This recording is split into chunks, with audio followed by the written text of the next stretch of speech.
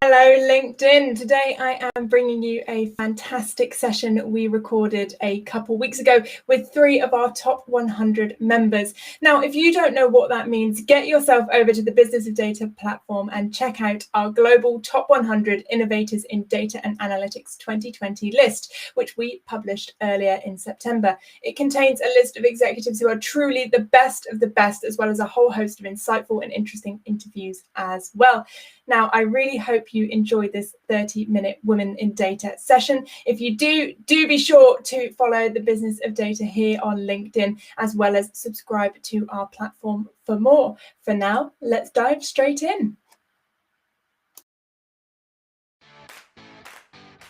Hello everyone, and welcome to this 30-minute Women in Data special. My name's Catherine and I am the Content and Community Manager within the Business of Data team here at Crinium.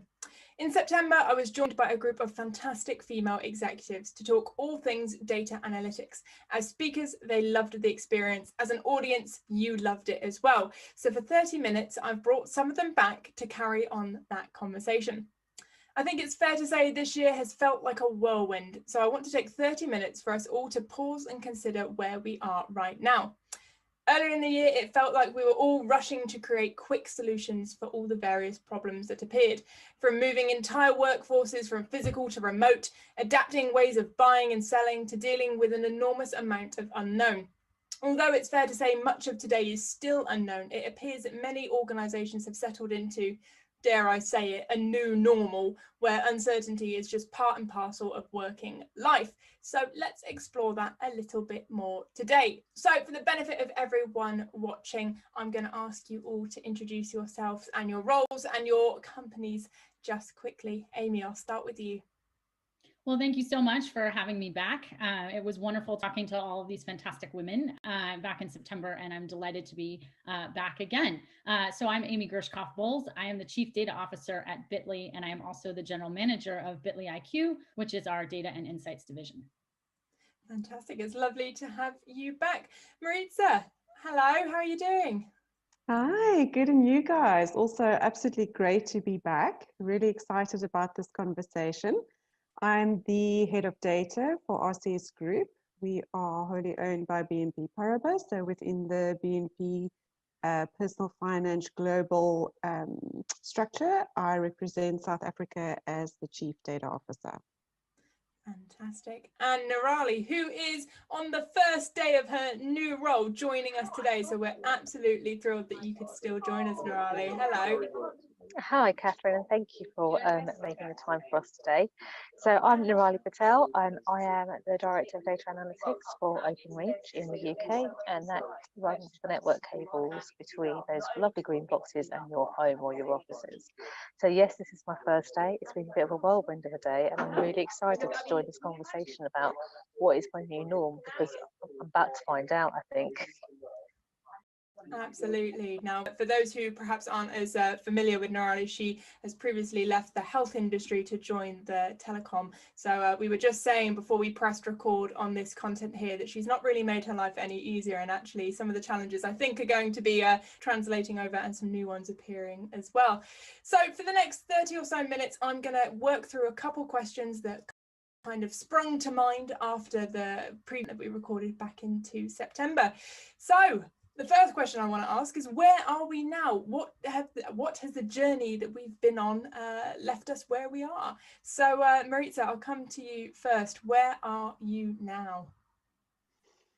So Catherine, where we are now is to sort of solidify the positives that's come out of COVID-19 and lockdown. So those are the centralized data analytics team that we've formed to address enterprise problems, as well as the focus when it comes to demand.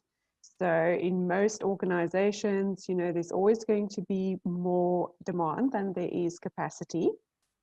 And I think now during lockdown, a very valuable lesson that we learned is how to focus the analytical capacity and effort on the really important and priority business questions. So that's where we are, just trying to build on that foundation that we've started. Fantastic. Thank you so much. Amy, how about yourself? Where are you finding yourself right at this moment? Well, it's been really interesting throughout the pandemic as we've gotten used to, as you say, the new normal. I hope this isn't the new normal. I hope this is the temporary normal, and then we go back to our lives before. But as we've gotten used to that, transitioning to working from home, we always had remote teams and multiple offices, but we've had to develop some new muscle around collaboration. One of the things we've actually seen is that productivity and creativity and ingenuity, all of that has been just as strong, if not stronger than before. I think, in fact, many of my engineers probably quite like that folks are not stopping by their desk to bother them. They're actually able to get a lot more done, and data scientists and analysts as well. So we've seen a surge in productivity, creativity. We've launched several new products during the pandemic. And we've also seen, heard from our clients, a real interest in real-time data. Because it used to be, right, that you could rely on historical forecasts for, consumer demand on just about any product.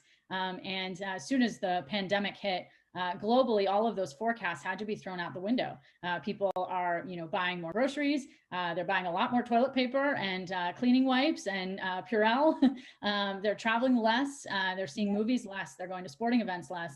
They're doing a lot more online shopping. And so all of the historical forecasts have, really rendered themselves useless. And that's been actually a great opportunity for Bitly IQ and our Insights division.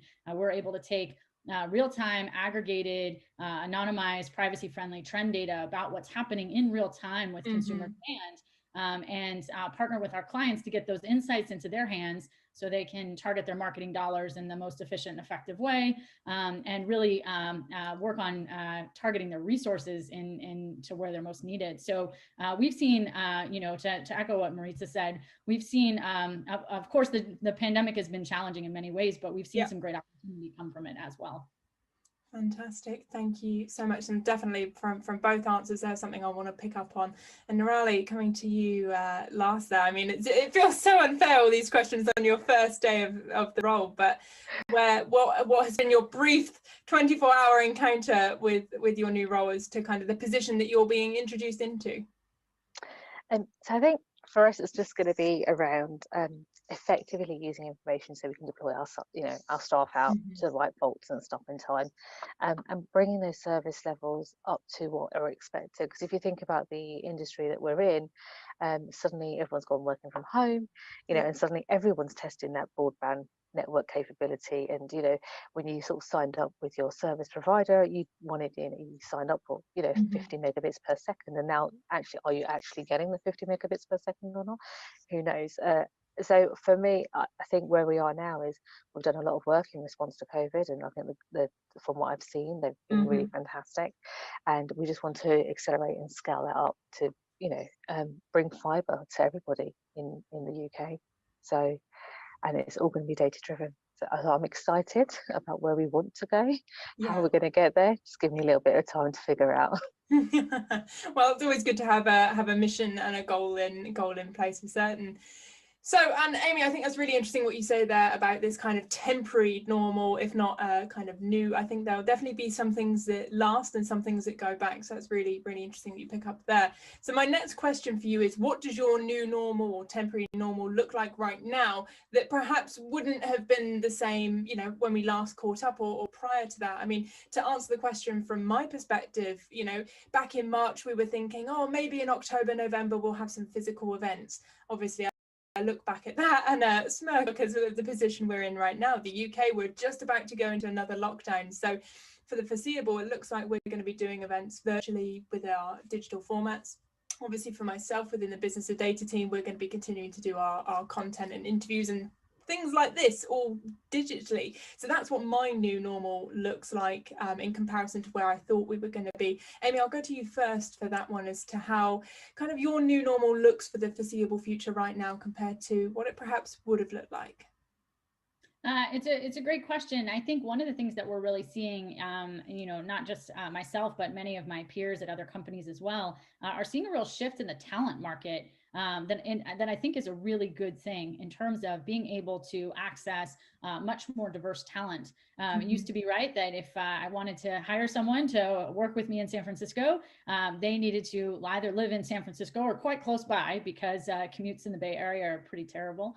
But now we can have people from all over the country, maybe in some locations where San Francisco or Denver or New York, which are the three places that Bitly has offices, maybe weren't an option for people to move to, but that's now a whole new talent pool for us, which is really exciting, and opens up a lot more possibilities for collaborating with people as well in other offices that might not have taken place before.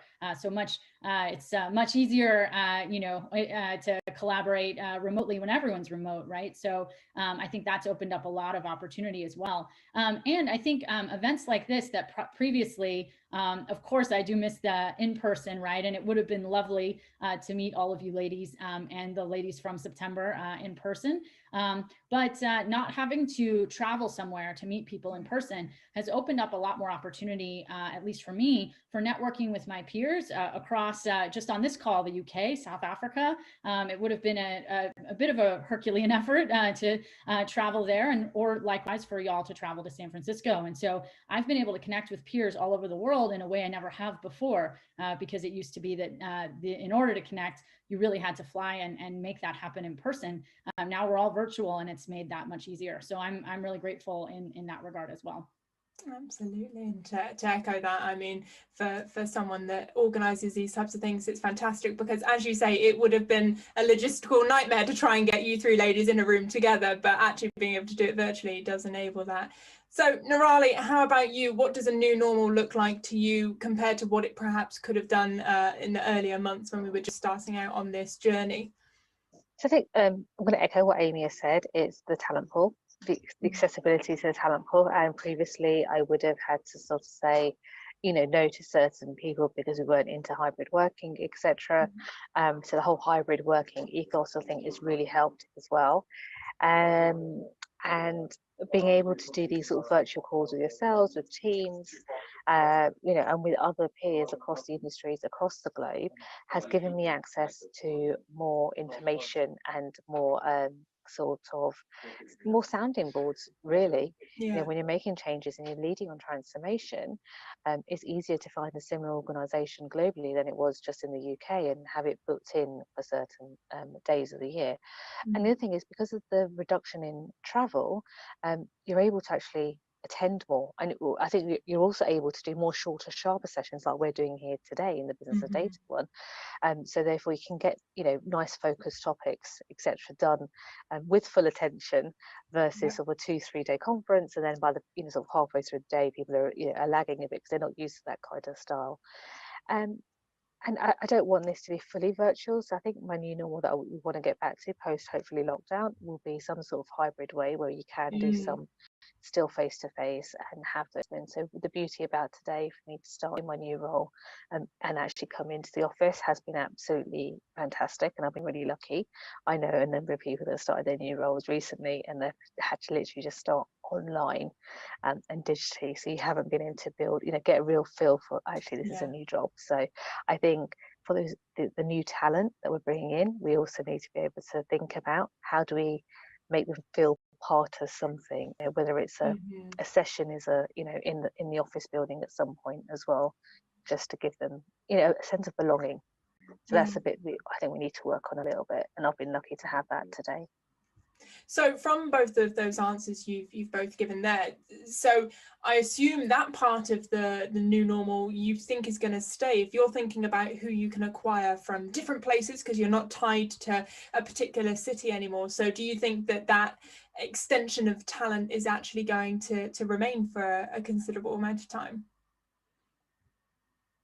I think some of it depends on how long the pandemic lasts. I'm with you. A hybrid model, I think, would be more to my liking. think humans weren't meant to only collaborate via a screen. That face-to-face contact, there's really no substitute for it. But some sort of hybrid model, I think, could potentially serve all of us quite well with some events like this, global events with people from all over the world, where the plane ticket is very cheap if you don't have to leave your house, but also a mix of that in-person interaction, especially for new team members joining. You know, I've seen this with our company and with peers at other places. When you start your first day at a new job, not in the office, it's very hard to have that same sense of camaraderie and the culture and a same sense of sort of creative and belonging and understanding of the company norms and so on. So eventually being able to get back to some sort of hybrid model where even if it's just a few days onboarding or you know, a couple times a year getting together, I do think that in-person interaction is quite valuable. Absolutely, absolutely. Now, Maritza, coming to you to round off that question then. So where do you stand currently in terms of your new normal that, you know, is lasting a bit longer than you perhaps thought?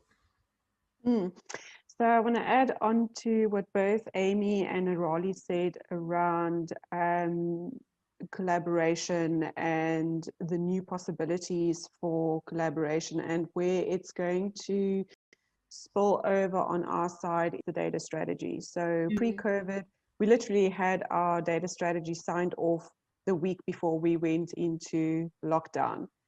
And where we are now is we have additional challenges. So specifically around pressure on budgets.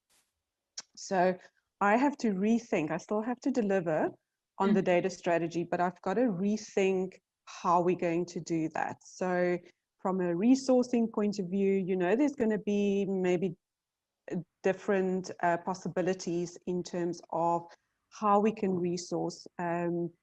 Like Nirali and Amy said, you don't specifically have to work with vendors, for example, that is within your location, but maybe we can work with teams from BNP Paribas. We could collaborate with them. It's also definitely going to force us to think more innovatively about what we can deliver and what we can do with maybe technology that we already own. Whereas before we would have focused on new technology, now we're going to have to reuse what we have. So I'm actually quite excited about you know, approaching the execution and the operationalization of our data strategy in this very different world, because it's definitely going to open up some new opportunities that maybe before we wouldn't even have thought about. So quite exciting. Absolutely fantastic. Now, something that I was writing the questions the other day that I wanted to put to you all, and what I realized is by the time this call would roll around, we'd be absolutely on the way to looking towards Christmas, Yule, all the other different celebrations that happen in November and December. Now, personally, I don't know about you, the usual run up to that of, you know, shopping and getting things ready is completely different in my personal life. And then professionally, there's lots of different questions as to whether there's going to be the same amount of people taking leave during December, or whether they're going to push it over to the new year and hope that they can go on holiday. Lots of questions being asked. So I wanted to ask you, in comparison to say the Christmas or Thanksgiving or Black Friday run up to 2019, how this period now looks different to you and what changes you're seeing and predicting and how you're going to act upon that. Because I'm sure, you know, previous year's data is going to be a little bit harder to model against when you have something so unprecedented as 2020. Maritza, I'll come back to you for that one first. So like Amy said earlier, you know, our forecasts are basically useless now because we have patterns and variables and just an environment that's very, very different. So this is almost starting with a new slate. I think we can prepare to a certain degree, but not to the same level or in the same way that we would have done last year at the same time. So data will still play a role for sure, but I don't think in the same way that it would have in the past. But again, it's not necessarily a bad thing. again, it gives us an opportunity to do things differently and think differently about it. So just a secondary question coming off of that, which I've just thought of there. When we talk about being data driven, it's something that's come up in previous conversations that we've all had. There's almost kind of the assumption that most organizations are data driven now. From what you're saying there, from kind of the data maybe not being as present or the forecasting, do you think there's that very real opportunity that the older way of thinking in terms of gut decisions could quite easily and quite legitimately in some places creep back into the way of thinking, and that kind of data culture work that's been previously done almost is going to fly out the window? I think there's certainly a possibility for it. I haven't seen it in my own organization. I've definitely seen the opposite, that we have become more focused on data, and that the demand for information has absolutely escalated and it's still continuing to escalate. So definitely haven't seen it in my organization, but I can see how it's definitely a possibility. Nurali, how about yourself compared to 2019? What's this period looking like for you?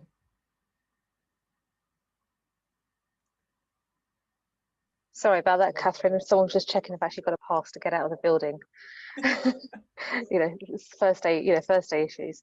So I think for me, from a data perspective, ignoring the fact that I've just changed roles, this time last year we would be, sort of looking at the impact on health, new sales. We do a lot of work with our corporate clients about forecasting, keeping contracts, new contracts. This is because with the way the health insurance industry worked was all around getting those numbers out during this period of time. What we were working on compared to what they just before I switched over was how do we work with our corporate clients to keep them, to make them not lose this benefit that they provide to their employees, mainly, especially because of the tight and difficult times that they've been through. So the analytics and stuff that we have been working on had moved from what we previously had done in terms of keeping them to showing them the value of what they've received over the last year, from the last year or last couple of years of premiums, all the new and different services that they provide. And it's about that differentiation, and so we haven't had previous historical data on the differentiation and the delivery of new products and services, but we have had to be a bit more innovative with our information to retain customers. And I think that's something, if we look at the industry, even just the retail industry, having switched from going shopping, you said about Christmas and Thanksgiving, you want to go into the shops, you do Thanksgiving shopping, you do Christmas shopping. The increase on online shopping has just gone through through the roof. So I think it's forecasting in a different way, but it's not going to be as tight or as accurate because we haven't been through this kind of process before. I do feel that though, when we get through this seasonal change over the next quarter, we may end up going back to what we were doing and end up doing the new stuff that we've learned. So I can see the workloads across the areas and different industries increasing because they'll still want people, your customers, your internal customers want what they had and they want what you've been doing that's new. So I can see the volume just going through the roof, to be honest. Okay. So get ready, data professionals. You're about to get even busier is the message I'm hearing, which I think for some, they're going to be rolling their sleeves up. And for others, I think the alcohol consumption, if we're honest, is probably going to go up, at least here in the UK. But you didn't hear that from me. Now, Amy, I know from previous sessions as well as this one, you are able to tell us a lot about different searches in a sense of industry trends. So I'd imagine the data that you've got your hands on at the moment is going to be really, really invaluable to clients and partners in understanding what we're all going to be getting up to in the next few months. Absolutely. And, I think the pandemic has really just accelerated that demand for real-time data.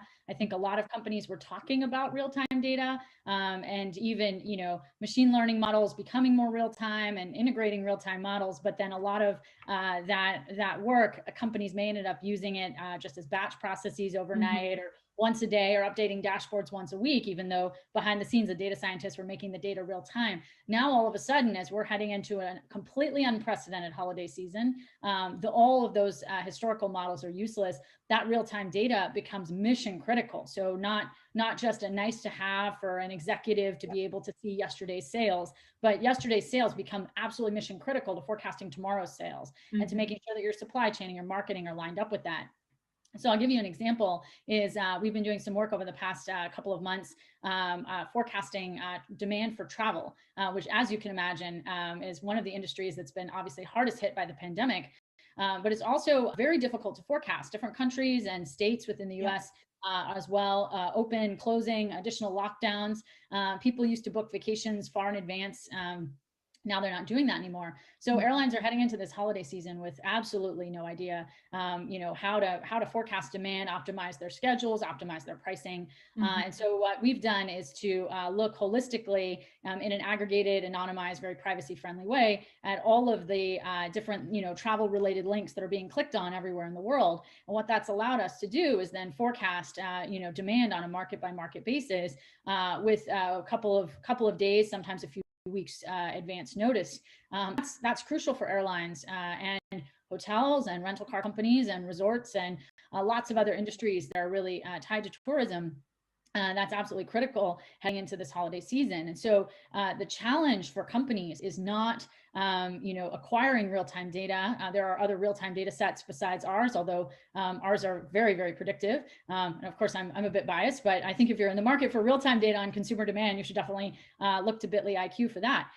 However, the challenge for companies is not acquiring that real-time data. It's making the back-end systems and processes that use that data be able to take advantage of it. So whether you're an e-commerce site or an airline or an insurance company or anything else, demand for everything has dramatically changed. And being able to incorporate that into your supply chain processes, into your marketing operation, into your pricing and revenue management models, that is very challenging work as well. So I think what we're seeing now is the pandemic has unfortunately stretched on and on.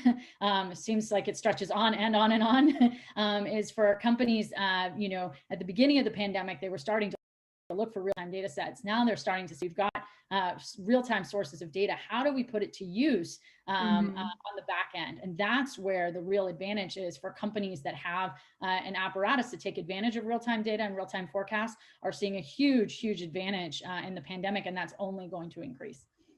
Fantastic. Absolutely. Now, I'm very conscious of time, so I'm going to fit in one last question here. Now, when I was explaining to my team that I was going to have this call and kind of filling them in on the information that I was kind of giving the context behind the discussion, the analogy that kept popping into my head was that we're almost on this giant ship in this really huge storm. And the earlier parts of the year, we were almost all grabbing ropes and, all hands on deck to do as much as we could to stabilize ourselves. And now, although we're still very much within the storm, obviously differing countries and different states, as you say, are in different positions within that storm. We're all relatively still in an unprecedented and turbulent time. But we have almost balanced out in a way where the unexpected is now expected, and that is just the way we live. Now, I'm very keen to finish this conversation on a positive note, because as we know from scrolling through the media, social media, as well as formal like the news, it can be a very dark and doomy place. So I'd like to ask you what positives you've experienced through this more stable time in this new normal, and kind of what your key takeaways are from that. Maritza, I'll come to you first for that one. Sure, I was hoping you wouldn't come to me first. I'm still thinking. I think there's quite a few actually, and we've mentioned some of them. The opportunities for resourcing and collaboration, and just doing things differently. Like I said when we started, sort of that focus in terms of our analytical efforts. I can't actually just pinpoint or focus my mind now on a single thing, because I think there's been positives from a people point of view, definitely from a process point of view, as well as hopefully, like I said, for my data strategy from a technology point of view. And Amy, in her example or her last answer, she talked about the opportunities from a data point of view. So difficult to pinpoint one single one. I think there's been quite a few. Well, that's a good thing. I'd rather you say that than sit there awkwardly and go, Catherine, not so much here. I'm glad that you have so many. Amy, how about yourself? What sort of positive experiences have you gained from this almost stability in an unstable time? I think one of the big benefits of the pandemic, and Catherine, I love that you asked this question, because of course, if you read the news, you see all of the very big negatives, and we've all experienced a lot of negatives from this pandemic, friends and loved ones sick and so forth. But I think a big positive is that many people, myself included, we're not on the road traveling as much anymore for work. And that means we're home every night with our families. And I think for a lot of folks like myself who were previously on the road a lot, it's been a real gift to be able to be home with my family, to see and talk to my parents more, spend time with my husband, our kid, our dog. That's been a real gift. And I'm hoping that post-pandemic, as we move to a more hybrid work model, that there'll be more opportunities for that work-life balance that maybe we're a little bit out of balance before, because I think one of the things the pandemic has shown is that you can be extremely productive working from home. And in fact, in many cases, my team included, productivity is even higher than when we were all in the office. And yet we're also getting to spend more time with our families. And I think showing that both of those things can happen at the same time, I hope will have a positive impact, even when we're out of this temporary normal. Absolutely. It's not the first time I've heard it. I was on a call with an executive the other day that said they've learned that they actually really quite like their partner, which is quite a positive thing, given that they're seeing them more now this year than they probably have done in their 15 years of marriage, which, for many of us is very true, that we're actually spending so much more time day in, day out with each other. So I think that's definitely a theme for some as well. And Nirali, how about yourself? I think I'll speak for you and say that clearly new opportunities have found themselves to you. Yes. So I think that the two things are a new opportunity, and an absolutely fantastic one that I haven't stopped smiling about since I got it. And secondly, the fact that I've actually got to spend some time with my family over the last few weeks and actually get to know my kids a bit more than I used to, and not scream at them at 24 hours a day for when I did. But I just think it's given teams a better work-life balance.